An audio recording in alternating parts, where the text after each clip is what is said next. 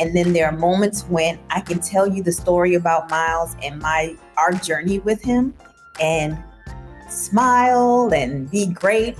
And then the next time I tell that story to another person, I'm in tears, because that's how grief works. You're going to be emotional about it. And some days it's just upfront and loud. And then there's some days where it's just in the background, low, playing, but it's always there. Welcome to the Shaping Freedom podcast, where we dive into conversations that inspire personal growth, transformation, and clarity in challenging times. I'm your host, Lisane Basquiat. We're going to have a conversation today that I'm very excited to have, and also am feeling a little personally. And so if you'll bear with me, we'll get into it. I'm going to talk about what happens when life hands you an unimaginable thing. And I'm talking today to Rob and Emilee McGowan, who experienced a loss in 2008. And it was the kind of loss that can break a family apart. But instead of collapsing inward, Rob and Emilee chose to honor their son Myles's legacy in ways that would ripple far beyond their own grief.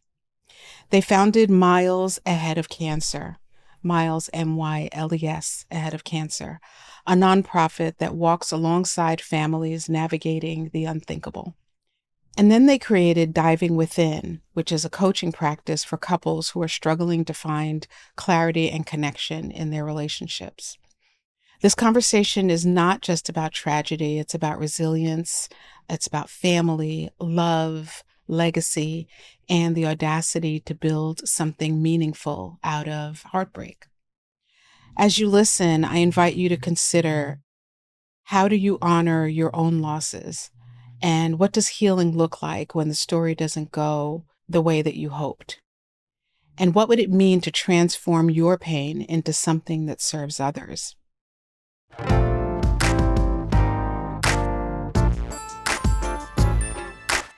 Welcome to this conversation, Rob and Emilee. Thank you again so much for taking time out of your busy schedules to talk with me. And let's just start, if you don't mind. Let's start with at the beginning of this particular chapter. Tell us about Myles. Go ahead, you can go. Let's see. Well, he was definitely a surprise. We had two children already. I had a girl, he had a boy. And then about 9 years later, we end up having Myles. And there was a situation where it was like, oh, maybe we should stop with him because he's really good. Like, he's a good kid. And we were like, all right, that's actually a really good place. And then we end up having Diego by surprise, which was our last son. So we end up having two together. During the time that we had Myles, in 2006, he was diagnosed with cancer. And it was a particular brain cancer on the back of his neck near the spine, where all the nerves go out to the rest of your body. So we found out by surprise. He kept saying that his neck was hurting. He's like, Mommy, my neck hurts. So, as a parent, you think, oh, he has a kink in his neck. He probably just slept wrong. So we end up just kind of monitoring how it was going. So I end up taking him to his pediatrician, and they said, oh, give him some Motrin. It's probably the flu. Nothing to worry about. But the Motrin didn't keep working. It was like you give it to him, and then some hours later, he would start complaining again. So I took him back to urgent care and said, hey, something's going on. I didn't tell them what I was thinking or what was going on. I wanted them to tell me what they were seeing. So we end up taking him to urgent care. Once again, they're like, yeah, just give him some Tylenol. If you've been giving him Motrin, give him Tylenol. That should work better. So we end up at a hospital in Torrance, and because I end up taking him back to his pediatrician not even 2 weeks later. And I said, something's wrong with our son. And I don't know what it is, but we need to figure it out. because this is not the same kid that came in here 2 weeks ago. And she was like, you're right. Let's send him to Torrance Memorial so he can get the scan done. While we're there is when we met a doctor named Dr. Tarnay, and he's the one who gave us the news that Myles had a tumor. And they weren't sure, but they didn't have the capability to help a child. Like they didn't have a pediatric section in there. They didn't have a pediatric section in their hospital, so they sent us to Long Beach Memorial Miller Children's Hospital. And my husband rode with him in the ambulance. And then we met up over there. And then everything went like crazy from that point. So I'll let you share. So the question was to tell you about Myles. And so Myles was a very charismatic little boy, super beautiful, huge smile, big, beautiful eyes, just amazing, gorgeous little boy who never met a stranger. At the point to where, he was 3 when he was diagnosed, and he made his transition at 5. So you imagine that most of, a good chunk of his life was spent battling this disease. And every picture that we have, he smiled. Mm-hmm. In the hospital, with tubes, with patch over his eye, no matter what, no matter what, he's smiling. And that was his personality. I'll share this one story that I carry almost every day, as I meditate. There was a time I was a community organizer, and man, the hours that we put in, and I remember I just had a bad day. I mean, not a bad day, it was just tough. And I remember coming home and I sat down in my chair, Myles comes downstairs, and this is before diagnosis. So he was probably 3-ish at the time anyway. And he looks at me and I looked at him, and like he just started pop locking. And I'm like, first of all, where did he get this from? Right? That's our generation. How does he know how to do this? Where did he get that from? How does he know how to do this? And it meant so much because it was like he saw me in that moment, and he was like, okay, I'm gonna do this to make daddy smile, right? And that's the kind of thoughtfulness that he always carried for us, for his siblings, mm-hmm. for people around him, for his little friends that he had at the time. He was just mm-hmm. an amazing kid. And at his memorial, one of our brothers made the obituary for him, and I think we had printed up like 250, 300, and we ran out. And that's not a testament. That's not just a testament of our friends and our network. That's a direct testament of him and his impact that he had on everybody he met. It's people we still connect with at the hospital, nurses, doctors, who their fondest memory of their job in their career was this him. Little boy. Yes. So that's who Myles was. How did you, during those 2 years, what kind of a support system did you have? And obviously, if you had that many people, celebrating his life and coming and creating a tribe around you, you had that, right? Now, at the time, not much. I mean, when you tell somebody, and we've had these conversations with our friends afterwards, when you tell somebody, hey, our kid has cancer and now we're all in on this fight, and we got a bunch of doctor's appointments, we got a bunch of treatments. I mean, it wasn't like people were there. Yeah. They really weren't. Yeah. we had a handful of people who would take our other kids to school or to their practice. But it wasn't a whole lot of people. It was just the same people doing the same thing for us throughout that time. Right. So our circle was really small. And then our family, my family lived in New York at the time. So. And most of my family's in Alabama. So. Okay. I mean, I do have family out here, but it's more extended. Not my immediate family. They're mostly in Alabama. Yeah, and I hesitated in the beginning, and kind of stopped for a moment because um, a different situation, certainly, and I witnessed my parents having lost my brother, right? And it was again a different set of circumstances. It was very sudden, and but I witnessed that and thought about that.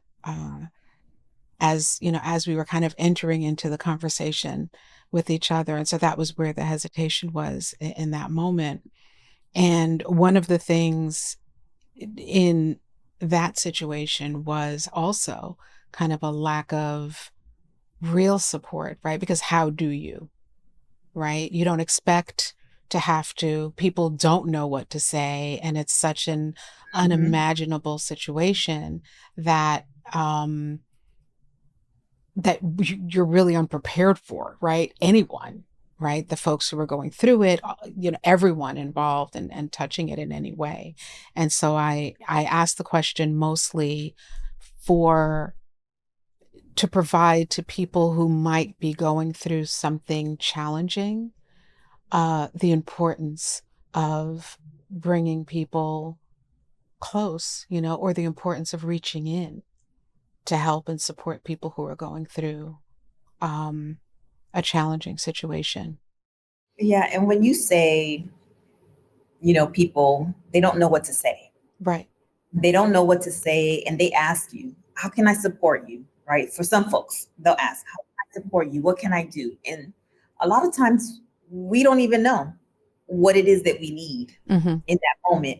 And to say, I really need you to give some normalcy to my kid. So can you please take them to practice?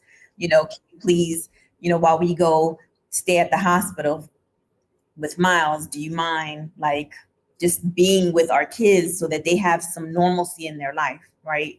Pick them up, drop them off, whatever needs to be done. And a lot of times, especially after Myles, went home to the Lord or transitioned, whatever word you want to use. Um, Even after that time, it was very challenging for people to know what to say to us. Yeah. Yeah. And those are the conversations we end up having.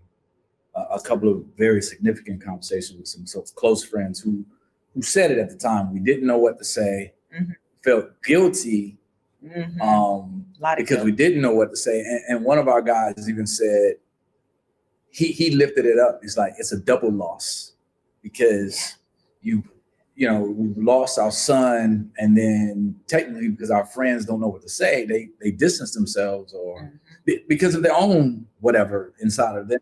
And then so we've lost our friends now. Yeah. So we've had a couple of really, really amazing people in our lives. We've had the conversation with them, and they've open conversation, honestly apologized, but said their piece, which we understood. I don't know.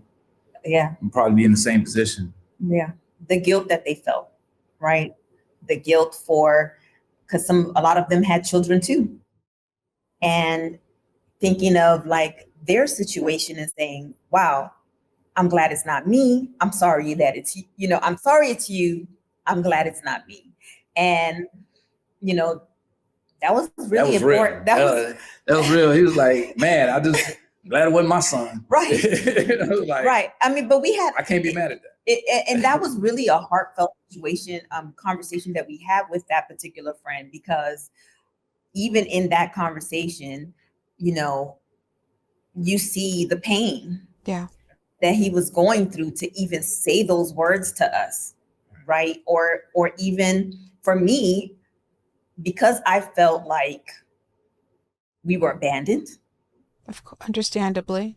I felt very abandoned by our people who were supposed to be our really good friends. And what I did not realize back then was that they were grieving too. That they weren't just grieving like, oh, it's our friendship, it's this, but they were grieving for so many different areas in their life, like guilty about their child, guilty about our child, and then not coming around really and not knowing what to say really. And it was just all those pieces. And I found a way to just be forgiving of that because I didn't realize at the time that they were grieving just as much as I was. And I think also part of our culture is really to shy away from heart to heart conversations.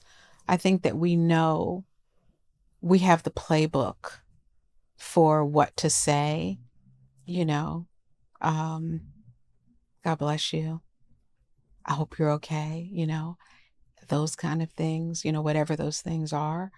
Um, and what I would hope can get better at is having those heart to heart conversations and being able to feel ourselves and also being able to feel with another person. And I think that it's real that's the undercurrent of it is I see that you're in pain and I don't know how to meet you there. So, it's a door that I don't know how to walk through. So I'm going to step away. Um, and it's not a right or wrong. It's just what happens. And part of what happens when we are in those situations is that there are people who feel abandoned, as they're going through something. And there are people who have some kind of truth or the reality of what they're feeling that they are unable to or unwilling to or don't know how to share with those folks. And so it keeps us separate. And I think a big part of my healing journey, I didn't know it at the time, was to be honest about what I was feeling. Same buddy, he was like, "Hey, how you feeling? You all right?" Nope. Yeah. I am not good right now. You know what I'm saying? I am jousting with God right now. It was, I got into the habit or the practice of really being super aware of what I was feeling and just saying what I was feeling. When asked, if you want to ask me, I'm going to tell you. If you're not going to ask, that's cool too. Right. How did you go from that experience? And I'm so sorry. And again, just I'm having this conversation with you and I'm here, I'm present in the conversation. And I'm also having this conversation as a daughter who witnessed this, as a family member who experienced this, and as a little sister. And so that's some of what I'm thinking about as we're talking. And that's some of what some of my questions are going to lean into, because I don't have a lot of opportunity to share that. And I know that there are so many people, so many families that have experienced, that are experiencing, that will experience the same thing. And so my hope and intention for this conversation is that we can put some of that out there so that it can help someone else. And so that the parts of your story that you're choosing to share and that you have and are sharing through your nonprofits can help someone else who's going through it. So how did you go from that experience to deciding to build a nonprofit? Well, for me, I had some really good people who were about that coaching life already, right? Even at the nonprofit where I was working at the time, we used coaching as part of our organizing. It was an organizing tactic that we used to help, parents kind of get and see things, kind of put their personal stuff away to focus on policy, right? Enough. And so my ED at the time, I had a couple of really, really dope friends at the time who really coached me through those moments, those dark, dark moments of, not wanting to be here anymore, to questioning my actions. Did I do this right? I should have did X, Y, and Z. everything, all the negativity that would take someone to the point of wanting not to be here anymore. Mm-hmm. But they challenged me in good, positive ways.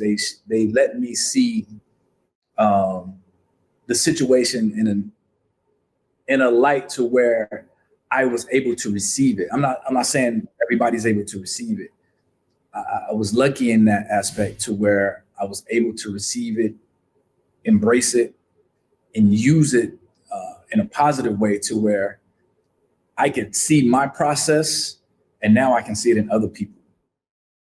And being able to go through a coaching program to specifically get the tools to really be able to help people and really know what I'm doing, and with that process, with seeing people go through theirs, that's where I'm like, hey, if it could save my life, coaching could save my life, then what you're dealing with your job, with your family, with your weight, I got you. You know what I'm saying? It works, right? Yeah. So is this is diving within? Yeah, that's how we got to diving within. Let's talk a little bit about that, and then I would love to go back to Myles Ahead of Cancer. But let's first talk about diving within, since that's where we went. What do you do? Who do you do it for? Coaching, and when we talk about coaching, is different from therapy. I tell everyone, you have whatever you need. You have all the answers inside you already. So my job, my work, I'm the co-pilot in this process, is to ask the questions to help you have your aha moments and reflect from those reflections. Now, what actions would you take that would be different? Not good or better, like, two magic questions. What was your role in the situation? What could you have done differently? Accountability? What? Not better or worse. Just differently, right? We're not putting judgment on it. And so in that reflection, now what type of new steps, what type of new actions, what type of new things could you come up with that, based on where you've been in that reflection? And now how does those new actions lead to transformation? And so that's just a really basic model of how we see coaching and diving within. And that works, whether it's organizational development, whether it's leadership development, whether it's couples, whether it's, you're just trying to figure out what I hear a lot of, work-life balance, which is really, and a lot of it really, and I'll say this and shut up, a lot of this really comes down to like shadow work, like those parts of ourselves that we don't examine that really are still part of us. It's your shadow. Your shadow is you. And if you don't examine how your actions are driven by your unconscious, then you'll be doing stuff and wondering why you did it, right? Yeah. And so repeating the cycle. So that accountability part, like, okay, let's get with it. Let's dive within. That's right. That's right. And accountability isn't. I think sometimes. I know in my experience, I will say accountability, and a person will look at me like like I've insulted them. What? No, wait. And it's like, no. Accountability is just the thing. It's not good or bad. It's a willingness to look. It's a willingness to be present in the situation and to see how you're contributing to what's happening around you. That's all it is. Now, if you see it as a negative thing, we got some other things to talk about. Let's unpack that too. That's something else. Like, that's a different. Let's dig into that conversation. Thank you for opening that door, because we need to go there.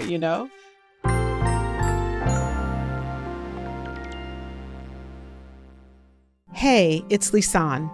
I created Protect Your Peace, a boundaries and accountability workshop, because I know what it's like to feel stretched too thin, and how it feels when you're saying yes to everyone else, but feel like you're disappearing in the process.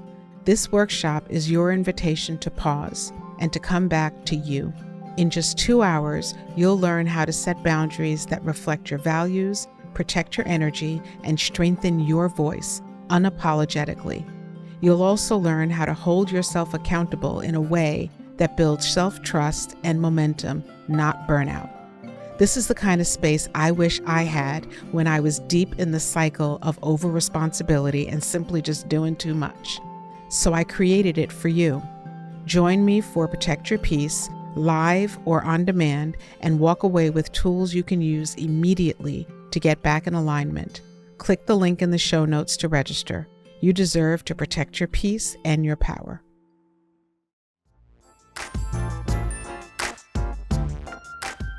What are some, I know that you do, so you work with couples, right? And I'd love to know, now, do you two do this work together? Am I right?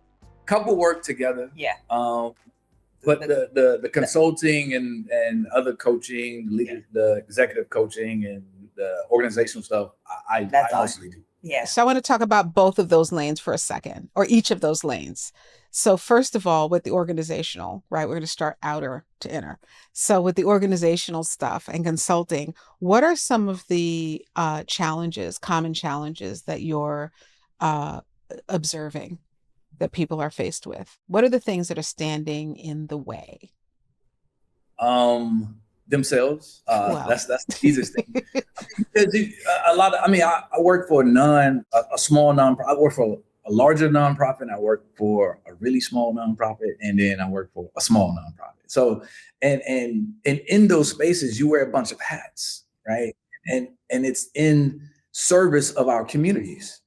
And so, there's a lot of stuff that comes up when you have to make sure that the campaign is going well, that everyone's getting paid, that our coalitions are doing well, and internally, how are our staffs growing, how they're evolving, how are they being the best version of themselves. So the leadership development is key, right? Like, I'm developing staff so that they can develop our members, right? And what gaps am I seeing in our staff leadership so they can see the gaps in our members, so they can be powerful to them as a community. So it's really about the leadership development piece in all of it. No matter what it is, whether it's development, whether it's campaigns, no matter what it is on a nonprofit level, it really comes back to how are people being honest about themselves, their roles coming up for them in those hard moments, and how to deal and manage and be real with it. Yeah. And what are some of the gaps that you're seeing in leadership, especially today, when there's so much happening in the world and so much happening in our families and, in the communities that we're within and work? What are some of those gaps? People not being honest with themselves, and really being hard on themselves, bringing into the work, because oftentimes people come to want to help people who are going through trauma because they've experienced trauma, and they've experienced their own certain amount of pain, so they see themselves in the people that they're serving, and so they pour everything into serving others and neglect themselves. So that's the largest, most common gap that I see. What led you to doing the couples work that you're doing? Well, we were going through a lot. She said, well. we were not liking each other back. Like, at certain points in time, it was like, yeah, I don't like you, you don't like me. Mm-hmm. We're things are just not vibing. They're not, just. I don't like you because you don't like me. Yeah, no, that's whatever. She's like, go down that road or not? No, whatever. So, it got to a point that, we were just in a bad place. And then the situation with Myles happened, right? So we have been finding that, people at the hospital were saying couples to us, or, usually it would be a couple, and they were struggling with their own situations with their child who had cancer. And so we're like, oh, well, maybe let's just have conversations with people, right? And then it built out from there. And I think that's what ended up leading us down this road, especially with the fact that he was going through coaching. And the first time that he was telling me about it, I was like, wow, that sounds interesting. So there was a 2-day, and he was like, no, I think you should go to the 2-day and see how it is for you. And I'm like, yeah, I think that would be a good idea. So I go, and when I get out You there, need a coach. Yeah, he's like, everybody needs coaching. That's the bottom line. And that's what I said to him when I was done with that day. After the 2 day, he said, well, how do you think it went? I was like, everybody needs this. That's right. Everybody needs this. And, we were already getting kind of referrals from people at the hospital, like, hey, can you talk to these parents? They're going through something similar with their children or with their child. And so, that was kind of, I think, for me, the kickoff to what formalized us being diving within later on. And maybe at the time it wasn't noticeable, but I feel like that was like the jump off section of it. And so we end up coming together and just really thinking about, like, because he came to me after his coaching, he was like, yeah, I think I want to do this for the rest of my life. I'm like, all right, that's what we're doing. Okay, cool. And so and it's gonna cost this much. It's gonna cost this much. We ain't got it. But, right. but this is what I want to do. This is what I feel is my calling. And so program was up and she was about to start, and I was like, well, this is what I want to do. She was like, I want to do it too. Yeah. So I was like, okay. So I think we were the only couple that ever gone through that program, the first and only couple that ever go through that program. Right. So, right. Yeah, I had a similar journey through coaching. I worked in corporate for a long time, and I think it was like there was like a leadership thing, and the senior leader within the organization that I worked with, that he brought his coach to this session that was like the entire department, like 100 people, and he brought his coach. And I was like, what is this? I want to do that thing, right? I didn't know what the name, I didn't know what it was called or any of that. And I walked up to the woman afterwards and I asked her, like, what is this thing you do? Like, tell me about it. And she told me. And then, of course, as soon as you kind of raise your hand for something, I started seeing things about coaching, everywhere, right? And then I discovered that I had been a coach all along. I just didn't have the words for it. Right. And you talked before, Rob, about how everything you need is inside of you. And low key, the Wizard of Oz, the story of the Wizard of Oz, and then later the Wiz, right, is the undercurrent of everything that I do as a coach. It was kind of like the blueprint for me before I actually got certified as a coach, and it has been the blueprint since, because it demonstrates what life looks like when you recognize the fact that what you need, you have. So whether it was Judy Garland or Diana Ross or Stephanie Mills or whoever's playing it, that is the story, and that's what I was thinking about. And once I discovered coaching, I was like, I can't go back to seeing the world the same way. Can't turn it off. Yeah, it's hard to turn off. It's very hard to turn off. Yeah, it's definitely hard to turn off when it comes to this relationship here too. That was my next question. So now you have two coaches, right? So we'll get to the work you do with other couples, but how do you all do it? Like, are you like coaching each other through things, or how do you work that out? Do you have an agreement between each other? I tell them, I'm like, no. Here's the thing. Here's the thing. What had happened was she's still working through her stuff, right? Because that's what we're supposed to do. That's right. And we supposed to, because if we're doing life together, then who else? Like I got this from Zoe Williams. I don't know if you heard Zoe Williams. Zoe Williams talks about all the time. Relationships are mirrors in classrooms. That's right. They reflect back to you the stuff that you need to work on, and then you have the opportunity to take the test and figure out if you've worked on that. And then when you don't pass, you get reflected back to that you haven't passed yet. So the opportunity, the beautiful opportunity that we have as a couple to have coaching skill set is that we get to fast track, our evolution, our transformation. Yeah. We can 10x, 100x regular couples, right, who don't have the skill set of just being curious. Yeah. Right. To being being able to formulate the type of questions that really get to the root cause of what may be going on. Mm-hmm. Which is really that's where the juicy stuff is, because we talk about the dishes, you left your shoes here. We talk about that. Toilet paper is over. Yeah, the toilet paper. Oh, we're gonna debate that for 4 days and 12 years, right?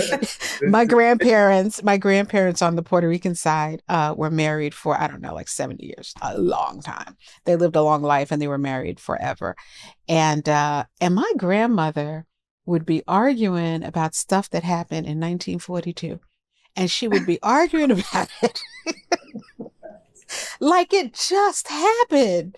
Like it literally just happened. She would just bust out with, when we were in Puerto Rico, blah, blah, blah, blah, blah. She'd just like go off on that. And so, I think that I commend you for having the courage to do that work, and then to be willing to reflect to each other, and then also to be willing to support and help other couples through their own journey or issues or whatever that is. So moving now, to kind of the personal life thing, what are some of the most common issues that couples that you're working with are what are they facing? They don't listen to one another. They're hearing past one another. Yeah. Right? When you are hearing to respond rather than listening to really understand, that's where most of the breakdown happens, because people get, wrapped up in their own stuff, that they don't take the time to figure out what's going on, with the person that they're doing life with. So here's a question. So here's the thing. Judgment and curiosity cannot occupy the same space. Tell me more. You're either being judgmental or you're being curious. Can't do both, right? So if I'm listening to you, if I'm watching you, if I'm observing you, if I'm interacting with you, I'm either being curious about, with the toilet tissue thing, right? Over and under. It's the difference between saying, why the hell did she do the tissue like this? You're wrong. Right? Yeah. Or, I wonder why she did the tissue like this. And asking her. Because sometimes we have a whole story. Like a whole story with a plot. Made up. There's no character. There's all and back when I was, and I know it's because, and you think this. Yeah. And none of it's true. Yeah. And I think what you said is important is asking the other person, right? It's not just, I wonder why, and keeping it to yourself. And then again, playing this conversation in your head between the two of you. Right. That isn't happening. Or the committee, all 5, 6, 7 of y'all. Yeah, all up in your head, having a conversation, and then asking the person. Yeah. Right. Where's this coming from? Or how did you get to that point? Yeah. Or, what made you decide that was a better way of doing things, or not a better way of doing things, right? Like, having the conversation is the important part, because you can't keep it all to yourself. It's not going to go anywhere.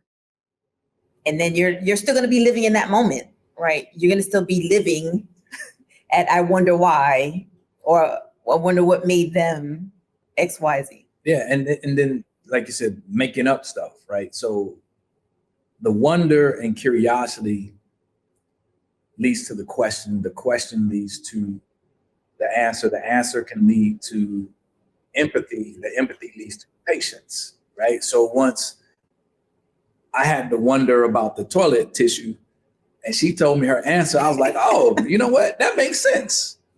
I can see how that makes sense to you. And then... but it's still wrong. I'm just kidding. From that... You should hear in my head, I'm like, because it's going to get dirty if it's the other way. It has to be that way so it's fresh. That's why it goes over, but I'm going to stay out of this conversation. Hey, listen, once she gave her answer, like really, but when I asked it from a place of curiosity, of true curiosity, and she gave her answer, and I was like, wow, okay, I can see how that makes sense to you. It's not a problem for me anymore. Like, it literally wasn't a problem for me. Yeah. And there are two things there. One is creating a safe environment. Because like you said, judgment and curiosity can't live in the same place.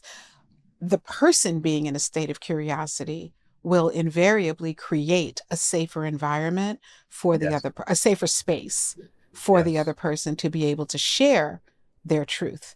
And we're kind of joking around about toilet paper. It needs to be over, by the way, but we're joking about toilet paper. But for any of the conversations that couples are having, I think it's so important to create that safe space. And Rob, understanding, and I hope people hear this, right? The judgment and curiosity. When we're in judgment, we're already putting Yes. the other person on the defense. Yep. Right? You're coming to that person as an adversary versus being on the same team. And it creates the energy for that conversation of conflict. But when you enter into the conversation, like, you know what? We've been talking about this thing for 47 years. How's this? How's this? Why do you do? Well, I'm gonna stop you there. Please, go ahead. Don't ask why. Don't ask why, because that's also defensive. Don't use the word why. Don't use the word why when you're asking questions. Ask how and what questions. So now you give the open door to vulnerability, and they're not so as defensive about it, because what do you mean why? What you mean? That's a good point. Because I did, because that's what my mama said, or my grandmama said, or I did it that way, because and now it's not as defensive as, well, how asking how and what questions to how they got there. Yeah. Okay, I received that. Thank you for that. What have you two learned about your relationship? Because it is one thing to make a decision and say, well, I'm doing this coaching thing. Let's do it together. Let's get on in there. We're going to be coaches and do this. And then let's do it as a couple. And it's another thing to put it into the practice of showing up as a couple, working with other couples. Like, what have you two learned about each other through doing this work? They're both smiling. For those of you who aren't audio, they're smiling. So let's listen to see what they got to say. I am riddled with trauma. That's so much. I have a lot of trauma in my life, and I'm just not as vulnerable as I thought I was. Yeah, because you're hearing these other stories also. You have to see yourself in some of it. Some of it. Yes, some of it.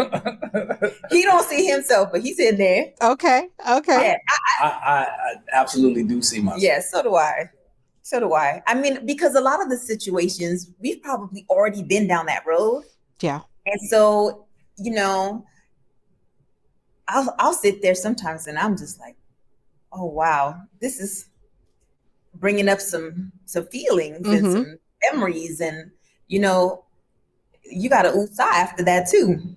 Yeah. And the real day-to-day that you're getting at with your question is, like what Emily just said, she'll think that, but she won't say it. She won't share that. I share mine. Yeah. Right. I'm like, hey, this is what came up. I'm learning. This is what, and we 28 years in, right? This is what came up for me. This is how it impacted me. This is how, I saw some stuff that I could enter, I'll talk it through. Yeah. And I've had more practice too. So, being in the nonprofit world, being a director and really engaging with my staff, and really having a director, an executive director that's engaging with me, daily, for almost a decade. I got a lot of practice. So, I'm curious. So I give grace, you know what I mean? So, but that's the difference. So when you first asked the question, because we just talked about this, I think yesterday. We talked about surfing, because I just started learning surfing a couple of years ago. And so we were talking about either are we on the same surfboard, or we on different surfboards, maybe on the same wave. Right. Yeah. And that wave, and because we're on different parts of the wave, we're going to end our ride at different times. You know what I mean? I may catch the wave, you may not. So we were just talking about this. That's crazy. For the audience, I just want to mention or ask you a question, and that is, if you're partnered, what's a conversation that you've been avoiding? And what would happen if you were to approach that conversation with love, honesty, no judgment, and curiosity? And so that's the challenge for those folks who are listening and who are partnered up. Because we all have those conversations at different times where it's like, we can talk about all this stuff, but this I may not be ready to talk about. So I think sometimes helping people to step into that space of discomfort can help you to get to like that juicy stuff in the middle. Like, this is the root of what's really going on between us. It's not about the toilet paper or the dishes or the whatever. It's something else that's going on. Before you move away from that, I want to add to that on a real practical level, and what it's not, right? It's easy to say, well, I asked you the question, I was curious. Like, no, that was the question was still rooted in judgment. I want to know what you did when you did da da da da. Mm-hmm. Because you asked a question don't mean it's curious. Oh, I love that. Thank you. Thank you for that distinction, because there are people everywhere right now going, so I'm just curious. Right. What's wrong with you? I was curious. It was rooted in judgment. Yeah. Yeah. And how do you know, as the person asking the question, how do you know when something is rooted in judgment? Why the heck did you do that? I just want to know why you did da da da da. Mm-hmm. Look at this. I wonder why you did that. I was curious to know. I was thinking about and just reflecting to myself about my role, that what happened, and I could see my role, and I could have did this differently. But I really, was curious about, for you, how did that play out for you, or what was underneath that for you? What triggered that response from you?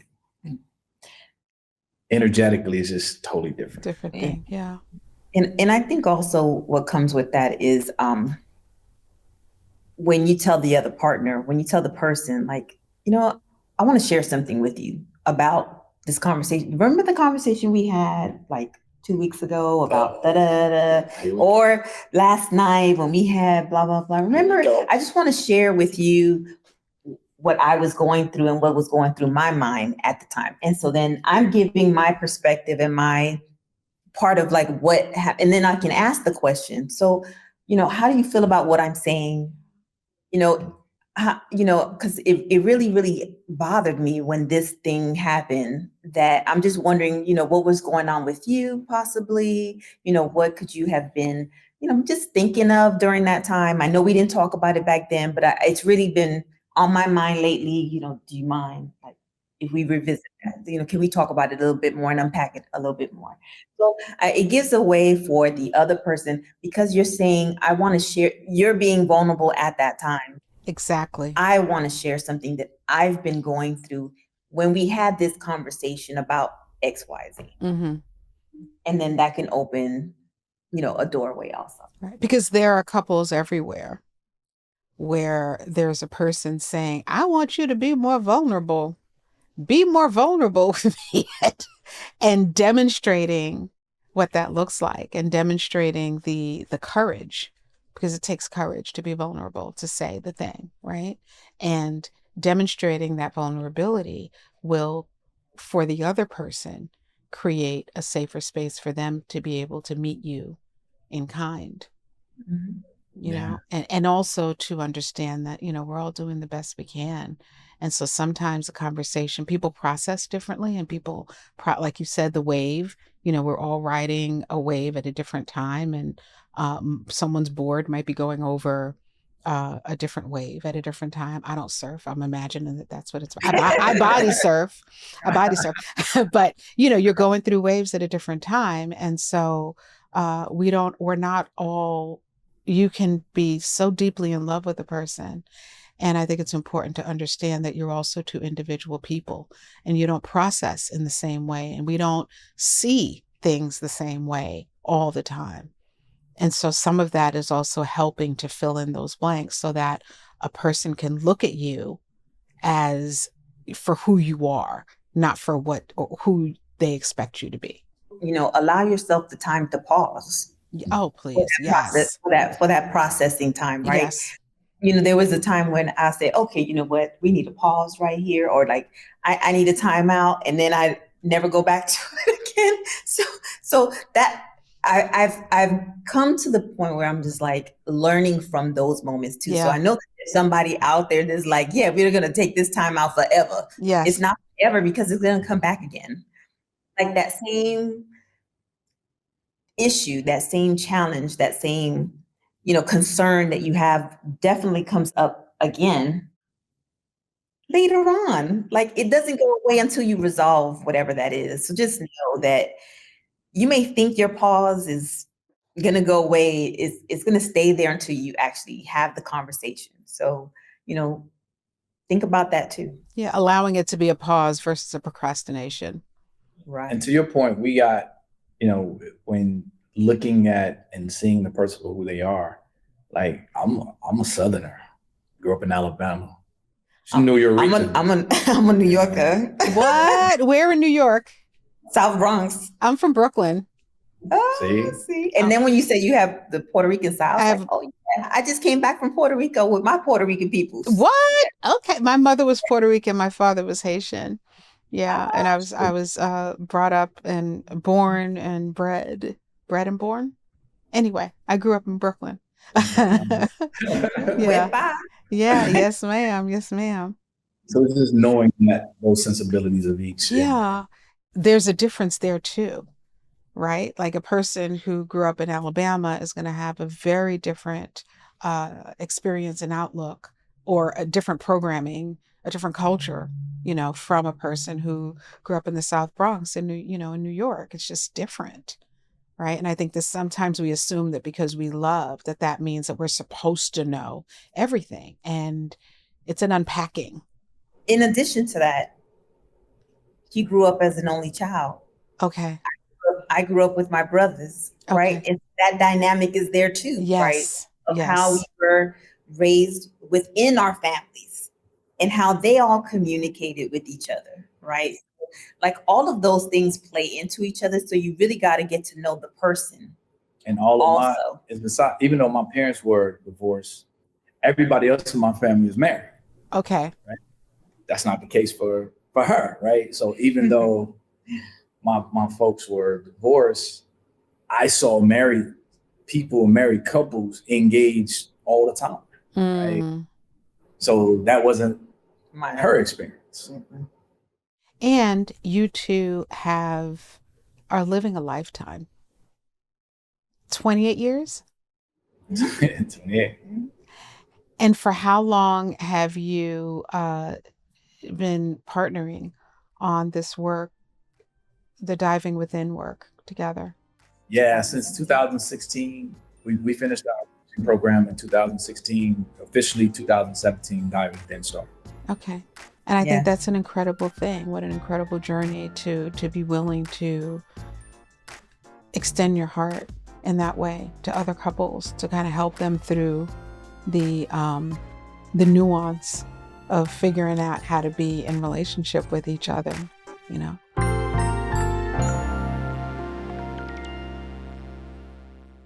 All right, can we talk a moment about setting the vibe? If you're anything like me, your space needs to feel good in order for you to feel good. And that's why I created the Shaping Freedom line of candles. It's not just about ambiance, but really about how you align yourself internally. These are more than just candles. They shift your energy. Whether you're journaling, meditating, working out, or just taking a moment for yourself, these scents are curated to ground you, lift you up, and bring you back home to yourself. They also have an 80-hour burn time and scents that are designed to evoke feelings of alignment and internal congruency. And we can all use that. Go to shop.shapingfreedom.com and check them out. Find the one that speaks to your spirit, or buy all 4. and let them burn with intention.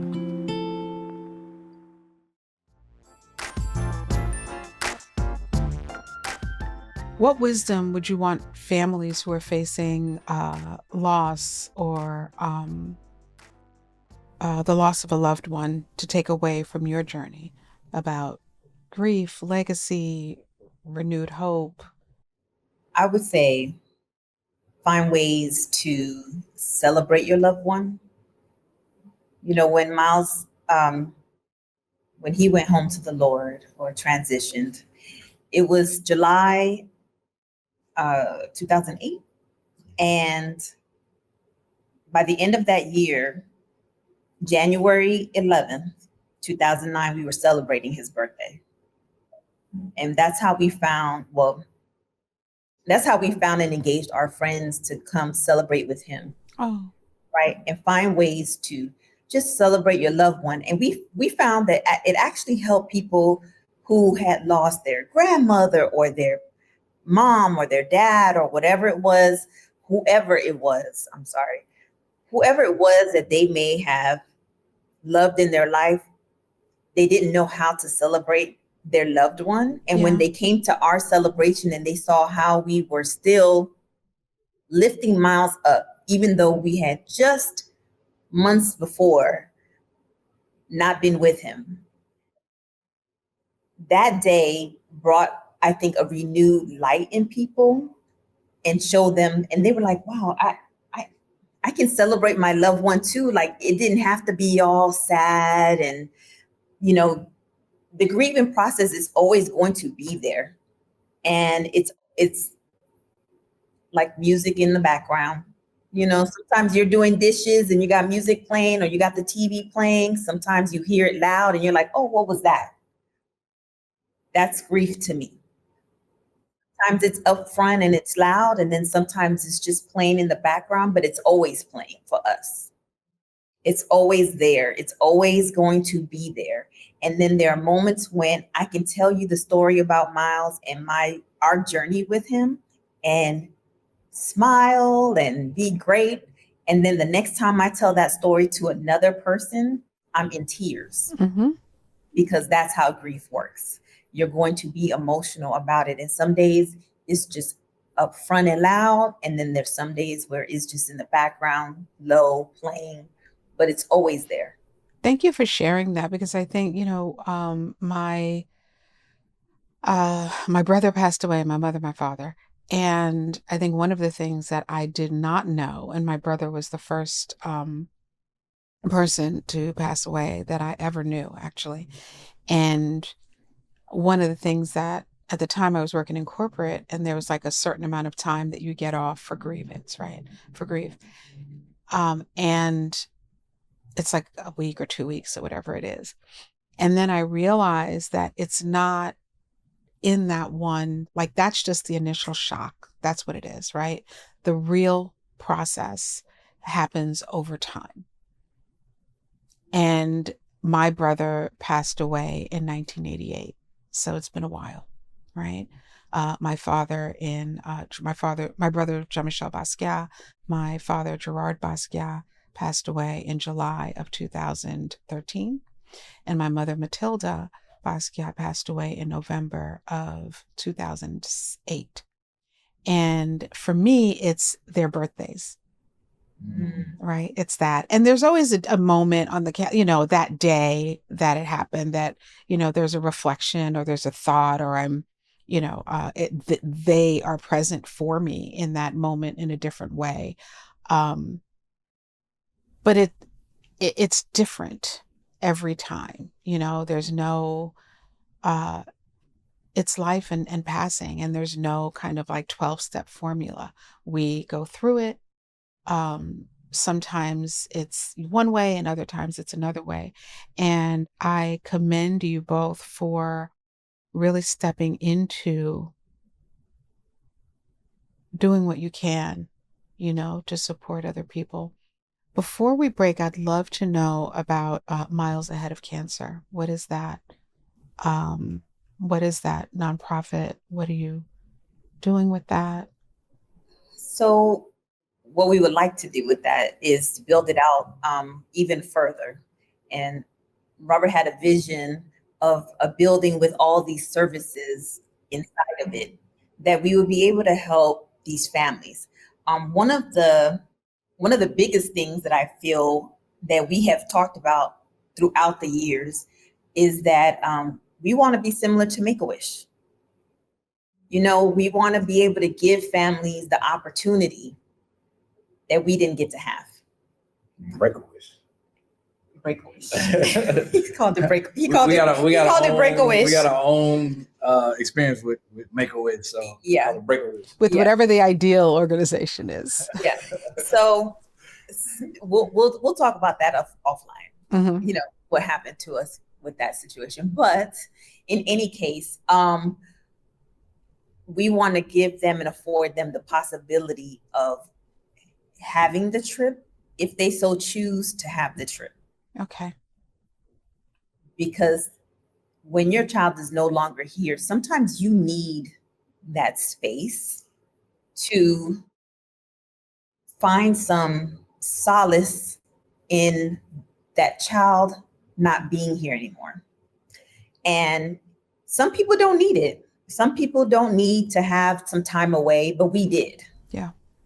And we did not get the opportunity to fulfill our Make-A-Wish with Myles. Mm-hmm. What ended up happening is later that my brother and my sister-in-law, they end up moving up their wedding by like a month or something in order for us to attend their wedding so that we could have a getaway. So we end up going to New York like that Christmas, December, January time. We stayed there for 2 weeks, and they pulled all their points together and everything. But we want them to be able to decide for themselves, is that what they need?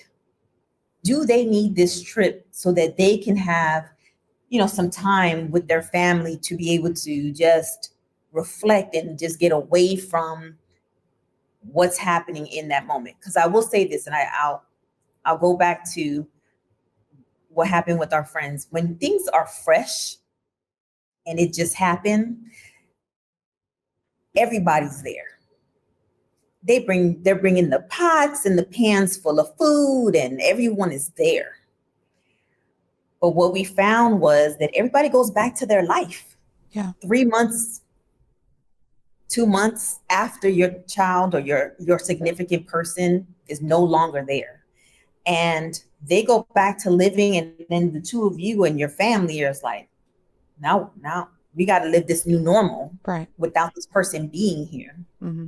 So I think for us to have a location where we have these systems in place for families to be able to have their wishes granted, have a place for coaching, have a place for just all the things that they might need. You can chime in since it was your vision of the building, but just having all that in one space so that it's an all-in-one. They can come here and they can feel like they're not alone. Yeah. That was the umbrella, even under diving within a wellness space compound. But when we look at additionally looking at specifically Myles Ahead of Cancer, it was how do we support families who need help with bills? Because we both took leaves of absences from work. We lost I think our you just straight up family. quit her job, and I was caretaking. I took a leave from my job, and then after a certain point in time, things just got tight, right, financially. So what people need that support with bills, maybe a car note, maybe the mortgage, whatever. They also want to get away. It was an opportunity for them to get away. First class limo, whatever it is. Just let us take care of you for a little bit, just for a moment. And also, scholarships. If you got other kids, that's a great thing about the Ronald McDonald House in charities. There wasn't a Ronald McDonald House at the hospital where we were. So we did a lot of sleeping on couches, In their family room. floors, family room. And so now, Ronald McDonald House is places where families could stay and sleep and wash clothes and eat right next to the hospital. We didn't have that. So we support their charities in that way. And it's like, how do, we support families, whether it's, they know it's we got a great network of people. So we may know someone who knows that celebrity that you like. We may know someone who knows that ball player you like. We may know someone who knows that singer you like. And let us figure that out and make that meeting happen. So that's the main thing. So scholarships, dream meetings, dream vacations, and how can we help people on a real level with their bills and with, just making sure you don't lose everything while you're in this fight with your child. We lost everything. That year, we lost our savings, we lost our home, and then Myles was no longer with us. And friends. And friends. Right? And What we friends. talked about. I have two more questions for you. One is, how are Myles' siblings doing? Wow. I'll say this. The youngest, Diego, he and I the three of us, we were having a family meeting, actually in this room, in this conference room. And it came, there was just something going on with him, and it came up, and there was this little back and forth banter about Myles. And in the moment he expressed himself, was like, you don't know how it is to lose a brother. And I had to catch myself, because I was like, what do you mean? I lost a son. Da, da, da. You don't know how it is to be a parent, lose a child. Da, da, da. But I had to pause, and afterwards I had to go back to him and say, you know what, son, you're right. I don't, but let's talk about it, So they have their own experiences, especially Diego, because they were only a year apart. So they were the closest. Right. Myles and the older ones were 9, almost 10 years apart. But so they were still close too, because they were part of caretaking and being playing big brother and big sister. But yeah, it was tough on them too. So to hear Diego say that, and this was just a few months ago, this was the beginning of the year, him say, you don't know how it feels, and then had conviction behind his words too. Like, you don't know how it feels to lose a brother. Like, wow, you're right. I don't. May I share the voice of a sibling? Yes, Yeah. please. So one of the things that I realized many years later, and that my sister and I realized, my sister Janine and I realized, was that because our parents lost a child, and it wasn't anything that they said. It was just the sheer unimaginable heartbreak in that. We, in some ways unconsciously, took a step back, because their grief was always trumped our grief. And it wasn't an intentional thing, and it wasn't anything that either of my parents did.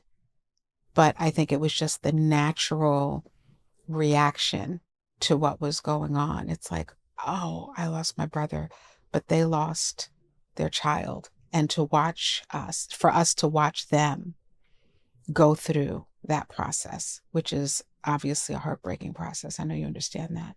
And later that I knew it, and I couldn't really articulate, like I didn't see I didn't see it through the same lens until much later on. And so in some ways I suspended my grief, the full breadth of my grief. And as we said before, grief isn't just in those 72 hours. It's like, decades. In a lot of ways, I suspended my grief because I didn't believe that my grief was as important as theirs, So I just wanted to share that, for whatever it's worth, as the sibling who went through this process of losing my brother, and it's not something that families, it doesn't have, I think it's something that it's that hard conversation that I really wish that we could have brought to completion and resolved in my parents' lifetime. Sorry, I'm Yeah. hearing it. And thank you for being willing to hear that. I just, I didn't want to leave this conversation without sharing that, because it's it's a thing. And my sister and I, we talk about the fact that, it was like we were three legs to a stool, right? And now there are two legs to the stool. And what has had to happen in our relationship to kind of like figure out how to interact and what that means for us. So, and I'm saying it because, and I hope you'll forgive me, and I hope you understand the heart with which I'm sharing it. There are so many people that I hear of and that I know of, some people that we all know, like public figures, and some are, the neighbor down the street, who are going through the same, or have gone through the same kind of loss, and it's something that I would hope that families would, in our healing journeys, as we're navigating it, that there's space that we're creating for us to all share. So I commend your son for Diego, for having the courage to say, what he needed to say. And for you to be willing to hear that, and to have created a safe enough space for him to speak that to you. And I'm so sorry that happened. And I'm also so happy that you both are standing and doing the amazing work that you're doing in the world, Thank you. Same to you. Yeah. I'll share this about Bobby and Kayla. There was a point in time that Kayla didn't want to even talk about it. She didn't want to talk about her brother. It was like something that it was like, oh, that happened, and I've moved on. And I don't think that she even had the words. And I'm not even so sure if even now that she has the words to express. And I think Bobby's like that to a certain extent too. It's like, yeah, it happened, and I've had to get myself together because I've got these other things I got to do. So I really commend you and your sister for even having the conversation to process that together and lean on each other, right? Lean on each other. Bobby, Kayla, and Diego now have a different kind of relationship than they used to, because they're leaning on each other now. Versus a long time ago, I think they were all in just like their own separate spaces. So I think now they're coming around to like, oh yeah, this is my brother. Like I can lean on this other person, and then they understand my experience. That's the grieving process. It's Yeah. over time. It's over time. And as we change, as we grow, as we mature, as we become a little more connected to, ourselves, the way that we approach things evolves as well. I've enjoyed speaking with you two so much, and I could talk to you for hours, but I'm gonna get in trouble if I do here, because Xavier hasn't popped his head out yet to be like,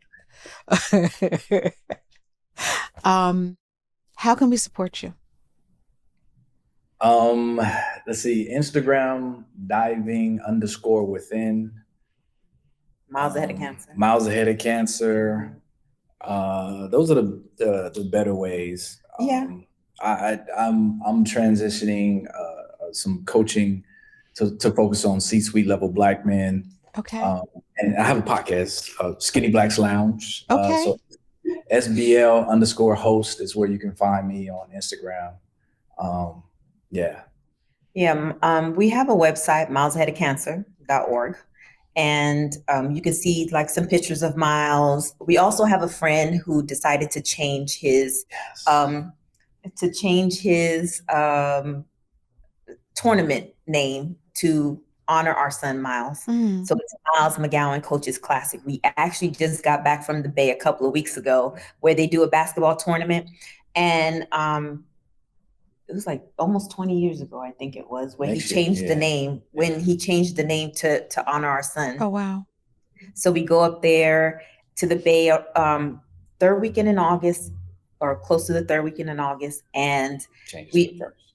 it's changed to the first weekend. Like, second weekend, I'm sorry. Okay. Well, in August, we do celebrate Myles at that event. Okay. Celebrate his birthday, of course. And then we do our own personal celebration on July 30th every year, for him. But you can find us on Instagram, Myles Ahead of Cancer, also with a Y, MYLES. So with that tournament in the Bay, it's my buddy Cameo, Coach Cam, it's gyms in the gym, and it's another avenue for people to really talk about their grief and their grieving process, and people who've been impacted by cancer. Because we all have. On some level or another. Yeah. Absolutely. Whether it's our auntie, our cousin, someone has had to battle cancer, and you see that in the room. Yeah. Yeah. When we're there celebrating, Yeah. Well, I want to thank you to Emilee and Rob McGowan. Thank you. Thank you. Parents to Myles and Diego and Bobby and Kayla. Married 28 years, doing the hard work of becoming coaches and sitting there and working through your own things while you're supporting other people doing that. Rob, you doing the work of helping C-suite Black men, a very nuanced and unique experience. I congratulate you and applaud you for that. Emilee, I applaud you for your heart and for all the hard work that you're doing. And what a beautiful family. Thank you so much for spending this time with me. I've enjoyed it immensely. Thank you. Thank you for this platform. Thank you for you. Thank you for being vulnerable in this moment. Thank you for sharing what you shared, putting yourself out there. We don't take it lightly, and appreciate you. Not at all. Mm-hmm. And, choose your person every day. Choose your person every day. Have those hard conversations. Get to know who you are. Yeah. Yes. So to listeners, thank you so much for showing up yet again. I hope that you got a lot out of this episode. There is so much in it about relationship, about healing, about resilience, about vulnerability, about finding ways to take the things that happen in life and turning them into something that is healing and helpful, both for the person going through it, the people going through it, the family going through it, and those with whom they interact. And I encourage you to, first of all, like, share, comment, engage, and secondly, to have the conversations that are on your spirit to have, and have those conversations with the energy and tone that Rob and Emilee McGowan shared with us, without judgment and with curiosity. And with curiosity without tone. Love each other, be authentic, be vulnerable. That is the gateway to truly understanding and accepting one another. So thank you again. This is Lisane Basquiat. I appreciate all of you so much. And until next time, love and peace.